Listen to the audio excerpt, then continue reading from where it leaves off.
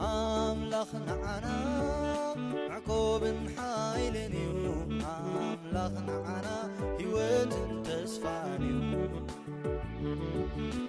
أملاخنا عنا سلام حاقسني أملاخنا عنا عبي برختي أملاخنا من الله زودادرو أملاخنا من الله زمساسلو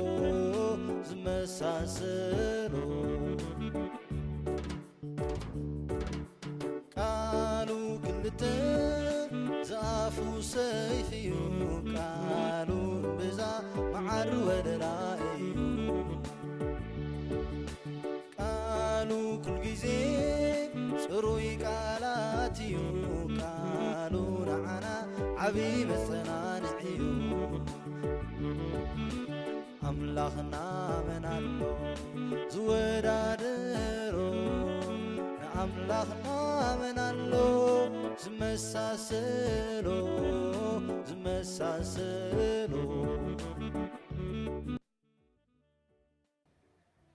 بسم أبن والدن منفس قدسن حد أملاخ أمين أغزي أبير أملاخنا سلهز فتر كانا ناب كرسلنا سلهز سوع كانا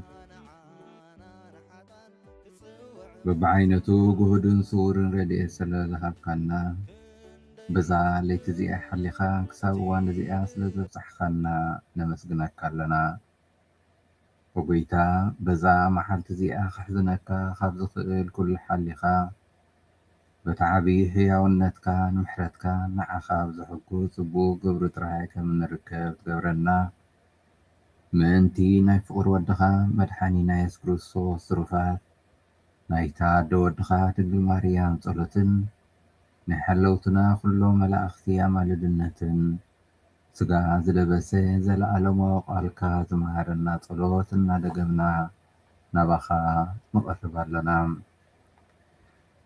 أبونا بسماي تنبر سمكاي مسجن من قصخا تمسا فقاتك بسماي كم زغني كمون أمدري يخون مقبعلتنا لمهبنا زبدلنا كاي يقرب لنا نحناون نزبدلنا يقرأ من نبل أفتنا يتأتونا كاكفو عدحننا كمي منقستن حيلن كبرن زل عالم نتكعي أمين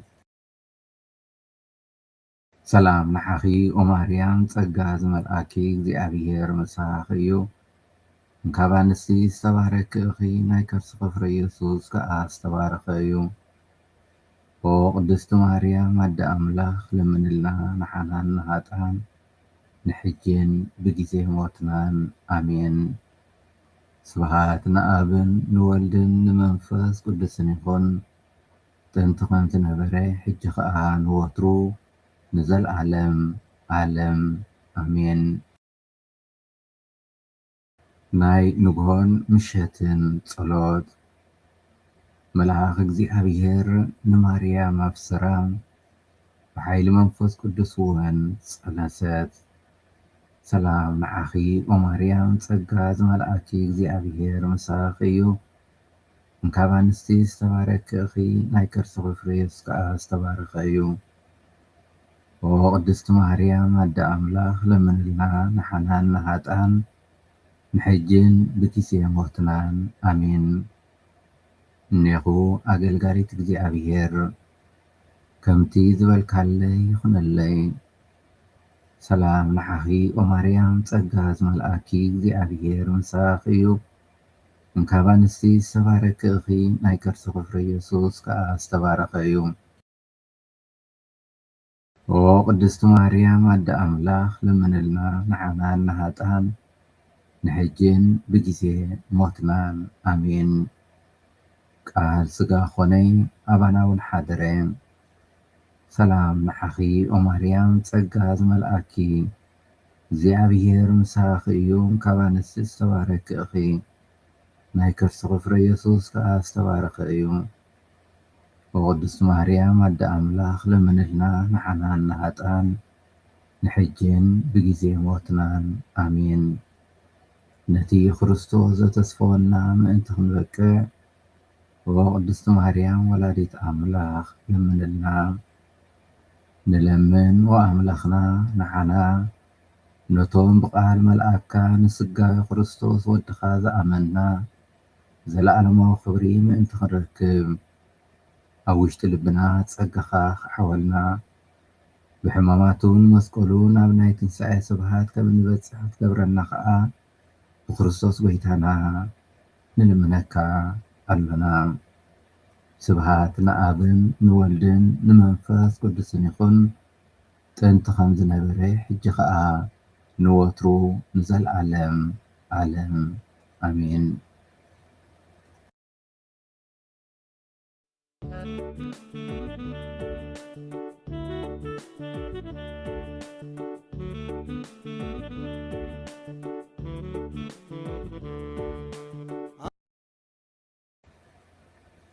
ካብ ትንቢት ሚክያስ ምዕራፍ 2 ካብ 1 ስጋብ 5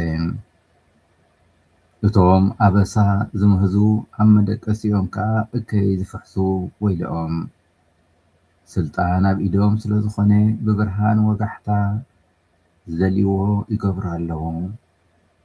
ዝደልይዎ ግራው ይዘርፉ፣ ዝደልይዎ ኣባይቲ ይወስዱ። ሰብ ኮነ ቤት ወይ ርስቲ ካብኣቶም ዝመልቕ የልቦን።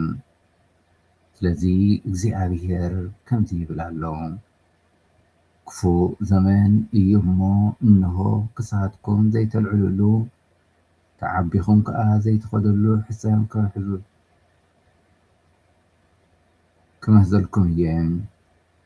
በታ መዓልቲ እቲኣ ብዛዕባኹም ብጥራይ ዝተበዝበዝና እግዚኣብሔር ንርስትና ኣሕደገና ንሓለወኛታት እውን ዓደሎ ኢሎም ክምስሉ ቁዝማ ክቁዝሙን እዮም።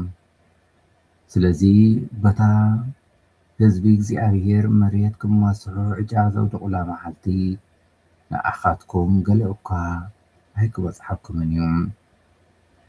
ዝኽበርኩም ኣሕዋትን ሓትን ኣብዚ ናይ ሎሚ ቀዳማይ ንባብ ካብ ብሉይ ኪዳን ሚክያስ ዝተወስደ እምበኣር ኣዝዩ ሓያል ቃላት እቲ ሚክያስ ኣዝዩ ሓያል ቃላት ምጥቃም ይዛረብ። ከምቲ ቀዲምና ሰማዕናዮ ኣብቲ ቁፅሪ 1 እምበኣር እቶም ኣመሳ ዝመህዙ ኣብ መደቀሲኦም ከዓ እከይ ዝፍሕሱ ወይልኦም ስልጣን ኣብ ኢዶም ስለ ዝኾነ ብብርሃን ወጋሕታ ዝደልይዎ ይገብሩ ኣለዉ እናበለ ይትንበን። ሓደ መሳጢ ነገር እነስተብህል ሓጢኣቶም መሬት ካሊእ ሰብ ምስ ሰረቑ ኣይጅምርን። ኣቐዲሙ ዘሎ ምሸት ይጅምር። ገና ኣብ ዓራት ደቂሶም ከለዉ ከመይ ገይሮም ከም ዘታልሉ ዝሰርቁ፣ ከመይ ገይሮም ከም ናይ ካልኦት ጠቕሚ ከም ዝምንዝዑ ዝጥቀሙ፣ ከመይ ገይሮም ብዋጋ ካልኦት ከም ዝህብትሙ ድሮ ኣቐዲሞም ይሓስቡ ነበሩ። መብዛሕትኡ ግዜ ክፍኣት ቅድሚ እቲ ተግባር ኣቐዲሙ እዩ ዝጅምር። ኣብ ልቢ ይጅምር፣ ኣብ ኣእምሮ ይጅምር። ኢየሱስ ኣብ ሓድሽ ኪዳን እውን እንተኾነ እዚ ሓቂ እዩ ደጊሙ ዝምህር። ኣብ ወንጌል ማርቆስ 7:21 ከምዚ ዝብል ንረክብ፣ ምክንያቱ ካብቲ ውሽጢ ልቢ ሰብ ክፉእ ሓሳብ መንዝርና፣ ስርቂ፣ ቅትለት፣ ዝሙት፣ ስስዕቲ፣ ክፍኣት፣ ተንኮል፣ ስድነት፣ ቅንኢ፣ ሕሜት፣ ትዕቢት፣ ዕሽነት ይወፅእ እናበለ ይፅሕፍ። እዚ ናይ ሎሚ ቃል ኣምላኽ እዚ እምበኣር እንታይ ከም እንገብር ጥራይ ዘይኮነስ ብዛዕባ እንታይ ከም እንሓስብ እውን ክንምርምር ይዕድመና። ዝዕዘብ ሰብ ኣብ ዘይብሉ እዋን ኣእምሮና ብዛዕባ እንታይ ይሓስብ? ካልኦት ብኸመይ ክንሕግዞም ከም ዘለና ዲና ንሓስብ ወይስ ንገዛእ ርእስና ብኸመይ ከም እንረብሕ ጥራይና ኣብ ምውጣን ግዜና እንሕልፍ? ከመይ ገይረ ዝያዳ ኣታዊ ክረክብ ኢልና ዲና ወትሩ ንበራበር ወይስ ከመይ ኢለ ዝያዳ ከፍቅር ዝኽእል? ኣብ ዕርቲዕና ምስራሕ ዕዉታት ምዃን ወይ ንስድራ ቤታትና ጽቡቕ ነገራት ምሕሳብ ምቕራብ ጌጋ የብሉን። እዚኦም ሰናይን ጽቡቓትን ነገራት እዮም። ሓወት ብዋጋ ክብሪ ካሊእ ሰብ ክመጽእ ከሎ መኽሰብና ብሰንኪ ዘይቅንዕና ወይ ስስዐ ናይ ካሊእ ሰብ ክሳራ ምስኸውን ግን ሓደ ነገር ተጋጊሎ ህይወትና ዝሕዝን ግን ሎሚ እውን ነዚ ኣብ ህይወትና እንምከሮ እንሕዘቦ ሓቂ እዩ። ሰበስልጣን ንስልጣኖም ብዘይግቡእ ይጥቀሙሉ። ገሊኦም ንዓማዊል ከታልሉ ይርከቡ። ገሊኦም ኣቓልቦ ሰባት ንምርካብ ንምስሓብ ሓሶት ሓሳባት ይዝርግሑ። ገሊኦም ሰራሕተኛታት ውሑድ ምርጫ ከም ዘለዎም ስለ ዝፈልጡ ንሰራሕተኛታት ይምዝዙ። ምክያስ ንሓደ ነገር ናይ ምግባር ሓይሊ ምህላው ነቲ ተግባርና ቁኑዕ ከም ዘይገብሮ የዘኻኽረና። ስልጣን ኩሉ ግዜ ንምግልጋል ደኣ እምበር ንምጭቋን ክውዕል የብሉን። ዝኸበርኩም ኣሕዋትን ሓትን ምሸት ምሸት ቅድሚ ምድቃስና እምበኣር ንነብስና ሓንቲ ቀላል ሕቶ ክንሓታ ይግባእ። ንፅባሕ እንታይ መደብ ኣለኒ? ንሕያውነት ድየ ዝሓስብ ዘለኹ? ይቕረታ ንምሕሳብን ምቕባልን ድየ መደብ ዝገብር ዘለኹ? ቅንዕና ድየ ዝሓስብ ዘለኹ? ወይ ስቕኢለ ቂምታ ንምፍዳይ ወይ ንርእሰይ ጥራይ ዝምልከት ህርፋን እየ ዝሕብሕብ ዘለኹ?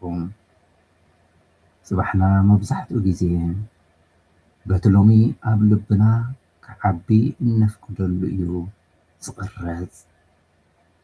ሓደ ኣረጊት ጸራቢ ቅድሚ ጥሮታ ምውፅኡ ናይ መወዳእታ ገዛ ክሰርሕ ተሓተተ። ናይ መወዳእታ ፕሮጀክት ገይሩ ስለ ዝነበረ ኣቋራጭ መንገዲ ክወስድ ወሰነ። ዝሓሰረ ንብረት ይጥቀምን ኣብ ስርሑ እውን ሸለልትነት ዝመልኦ ስራሕ ይሰርሕ ነይሩ። ድሓር ከዓ እዚ ናይ መወዳእታ ስርሐ እዩ ኢሉ ሓሰበ። እቲ ገዛ ምስ ተዛዘመ እቲ ዋና ገዛ ፍሽኽ እናበለ እዛ ገዛ ናተይ ህያብ ንዓኻ እያ፣ ስለቲ ኩሉ ዓመታት ኣገልግሎትካ ይቐኒየለይ እናበለ መፍትሕ ይረክቦም። እቲ ጸራብን ስራሕን ድማ ተሃስየ ሓዘነ። ኩሉ ግዜ ናይ ገዛ ርእሱ ገዛ ክሃንጽ ከም ዝጸንሐ ተረድአ። ዝኸበርኩም ኣሕዋትን ሓትን ኩሉ እንወስዶ ውሳኔ፣ ኩሉ እንሓስቦ ሓሳባት፣ ኩሉ ሎሚ እንገብሮ ምርጫታት ባዕልና ሓደ መዓልቲ እንነብረሉ ገዛ ኢና እንሃንጽ ዘለና። ስለዚ ኩሉቲ ኣብዚ መዓልቲ እዚ ኣብዚ ምድራዊ ጉዕዞና እንገብሮ ሰናይ ነገራት፣ ናይ ፍቕሪ ስራሕ፣ ናይ ሕያውነት ስራሕ፣ ናይ ሰላም ስራሕ ኩሉ ኣብ ቅድሚ እግዚኣብሔር ቅቡል ኮይኑ ጽባሕ እዚ ተግባራት እዚ ኣብ እግዚኣብሔር ከንግሰና እዩ፣ ክብሪ ክህበና እዩ። ስለዚ ሎሚ ጽቡቕ ጌርና ክንሃንጽ ንዕደም። ኣእዳውና ስጉምቲ ቅድሚ ምጅማረን ልብና ብሰናይ ነገር ንምልኣዮ። ጎይታ ድማ ጻዕራማት ኣእዳው ጥራይ ዘይኮነስ ቁኑዕ ልቢ እውን ክህበና ንለምኖ። ምክንያቱ ከምቲ ኣቐዲምና ዝበልናዮ ጽቡቕ ሰናይ ህይወት ኩሉ ግዜ ካብ ውሽጢ ንደገ ስለ ዝህነጽ ሎሚ ኣብ ውሽጥና ኣብ ልብና ሰናይ ነገር ንህነጽ። ጌር ከዓ እዚ ጸጋ ዝኽህበና ንለምኖም። ንኽነምልኾ ዝፈጠረና እግዚኣብሔር ምስጋና ይኹን። ኣዴናን መድሓኒትናን ዝኾነ ድንግል ማርያም ወላዲት ኣምላኽ ምስጋና ይኹን። ብፀድሕነትናን ሓይልናን ፀግዕናን ዝኾነ መስቀል ክርስቶስ ምስጋና ይኹን። እግዚኣብሔር ኣምላኽና ናይ ንግሆ ጸሎትና ከም ሕያው መስዋዕት ተቐበለልና። ኣብ ኩሉ ጉዕዞናን ስራሕናን ኣስየነና። ሰናይ ዝኾነ ተግባራት ጥራይ እናፈጸምና ከም እንውዕል ግበረልና። ዝተባረኸን ዝተቐደሰን መዓልቲ ግበረልና። ኣማልድነት ኩሎም ቅዱሳን እኖና ቅድስት ድንግል ማርያም ኣይፈለየና። ሰላም ንዓኺ ኦ ማርያም ጸጋ ዝመልአኪ እግዚኣብሔር ምሳኺ እዩ። እንካብ ኣንስቲ ዝተባረክ እኺ ናይ ከርሰ ፍሬ ኢየሱስ ከዓ ዝተባረኸ እዩ። ወቅድስቲ ማርያም ኣደ ኣምላኽ ለምንልና ንዓና ንኃጥኣን ንሕጂን ብጊዜ ሞትናን ኣሜን። ስብሐት ንኣብን ንወልድን ንመንፈስ ቅዱስን ይኹን እንተ ከምቲ ነበረ ሕጂ ከዓ ንወትሩ ንዘለዓለም ዓለም ኣሜን። እግዚአብሔር ስለ ኩሉ ነገር ዝተመስገነ ይኹን። ግረካ አይደለን ጥዒምካዮ ኢኻ ሓይልኻ ኣሚነ ናባኻ እጽጋ ኣበርትዓኒኻ ሃበኒ ምጽንና ምናሎኒ ምናሎኒ ኢየሱስ ምናሎኒ ብዘይካኻ ዝድግፍን ዝጸናንን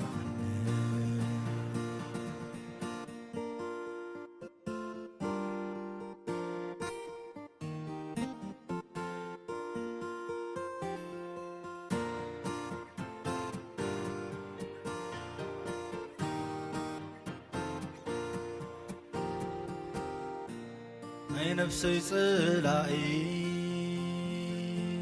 ሰይጣን ከፍርሐኒ ኣስናኑ ገይጹ ዋላንተ መጸኒ ንስኻ ትበልጽ ኣባይ ትነብር